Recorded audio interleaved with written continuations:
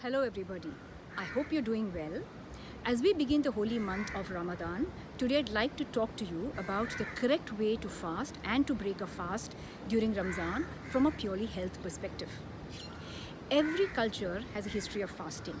The Christians do it during Lent, the Hindus during certain days of the month or on certain festivals like Mahashivratri. The Jains do it for, they have longer periods of fasting around the months of July and August. And for the Muslims, it is during Ramzan. Now, why do religions and tradition ask us to fast? Religions have always believed that fasting is for the spiritual and for social purposes. It is to purify and cleanse the body from a physical and physically and spiritually. And Ramzan fasting is to remind us that as humans we are vulnerable. And fasting is to show us what it feels like to be hungry and to be thirsty. So you feel compassionate for and a duty to help the poor and the needy. Across religions, fasting is meant to reduce our distractions in life so we can more clearly focus on our relationship with God or look deeper within ourselves and connect with who we really are. I'm going to give you some tips and advice on how to eat and fast in a healthy way during Ramzan. First, what are the foods to eat the first thing in the morning when you wake up and before prayer? Upon waking, drink 1-2 glasses of warm water because it's good to flush out all the toxins that have built up through the night in your body, and it in a way prepares your body and gets your system ready to take in some solid food. At Sehri, which is around 4:30 or before sunrise, eat a meal that consists of good carbohydrates, some protein and good fats to keep you full and going for the day. Why? Because the good carbohydrates will not lead to a sugar plunge in your fasting phase. The proteins and the fats will keep you fuller for longer because they take much longer to digest. And it's this combination which will also give you better energy through the day. Fats are especially important to you to give you a feeling of satisfaction like no other. So what could be your meal options? Maybe some fruit, omelette with toast and butter, oatmeal with almonds, a stuffed egg or a paneer paratha made in ghee. And if you're a light morning eater, then fruit with almonds and walnuts and flax seeds like alsi. You can also have millet and vegetable upma or kheer with dry fruit. But do avoid drinking tea or coffee early in the morning at that hour as it can dehydrate you during the day. The next one is, what is the right way to break your fast at dusk? Always break fast with light food because the body has been starved for a full almost 15 hours. So don't shock it with a heavy meal. Break the fast ideally with a liquid, which is like 1-2 glasses of water, nimbu pani with salt or sugar, coconut water, or even lassi during the summertime. Or you can also have some light foods like dates or date and almond combination, or even a light vegetable soup. My next recommendation would be for dinner in the evening after your prayers. This usually is likely to be your largest meal of the day, and this should contain a combination of complex carbohydrates, like whole wheat roti or paratha or rice. Avoid anything made of maida. Do have 2 portions or katoris of vegetables because they get your vitamins and minerals into the body. Have a good protein like a chicken or a dal or paneer or sprouts, which are fantastic. Add ghee to your diet, which is to your rice or roti, and some people don't mind having a salad. And don't be in a hurry to finish your food because after being deprived of eating for an entire day, overloading on food or eating very rapidly may lead to digestion and other gastric problems. So chew each mouthful very well. The other question is, what are the liquids that can be consumed during Ramzan? Liquids are very important because the body is prone to dehydration after long hours of fasting. So drink nimbu pani, buttermilk because it's summertime, and ensure that when you have water, you add some amount of sea salt or namak to your water, or senda namak, sorry. You can add half a teaspoon to a bottle of water. Why? Because adding this salt will hydrate your cells much better. Avoid fruit juice even if they are homemade because there are a lot of unnecessary calories. Now, fasting for teenagers, menopausal women and perimenopausal women, a lot of questions on this. Why is it important? Because in this time hormones fluctuate with teens, or the estrogen and progesterone levels are dropping in the case of perimenopausal or menopausal women.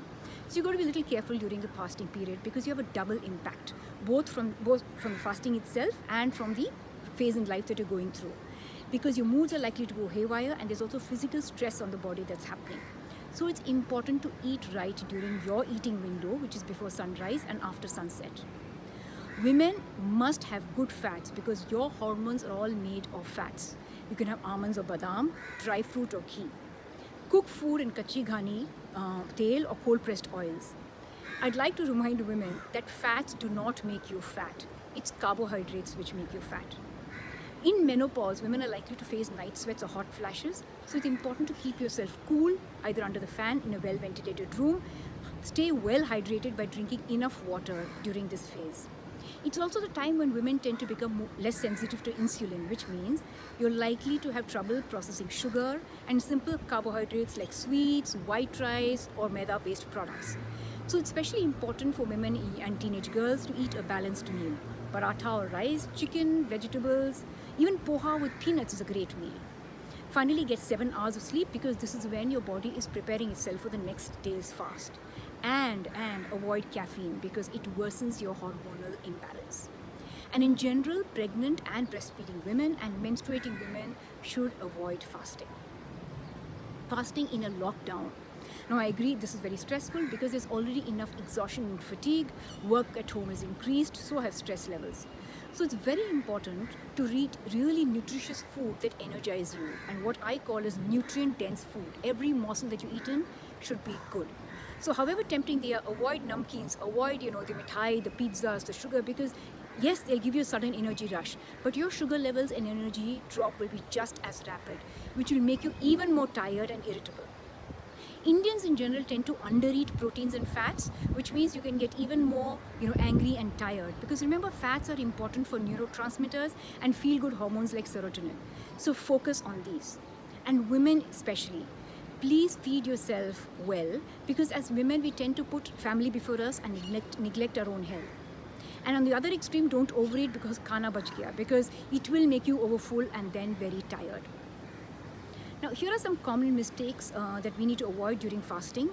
Avoid having super heavy meals either early in the morning or very late at night. This is not good for the body. Why?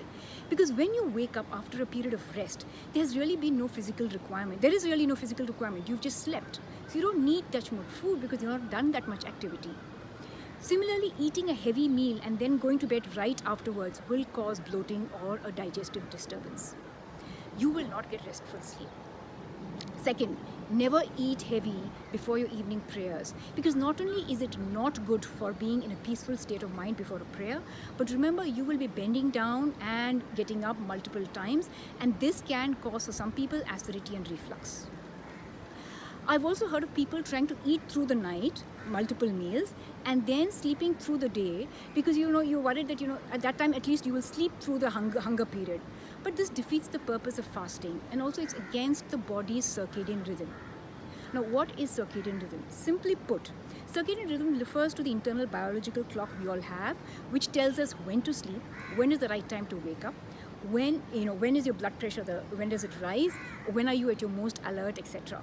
And if you go against the circadian rhythm, it upsets our internal body balance. So do sleep at night, eat before sunrise and after sunset, not in the middle of the night or through the night. The other thing is, do not exceed the amounts that you typically eat just because you're now going through a fasting phase or that you won't be eating for several hours, because the body stores excess food as glycogen and as fat. And avoid fried foods and processed foods, please, anything that comes out of a packet, because you're all very, very inflammatory and harmful to the body. I hope you found this information useful, and my warmest wishes to you for this holy month of Ramzan.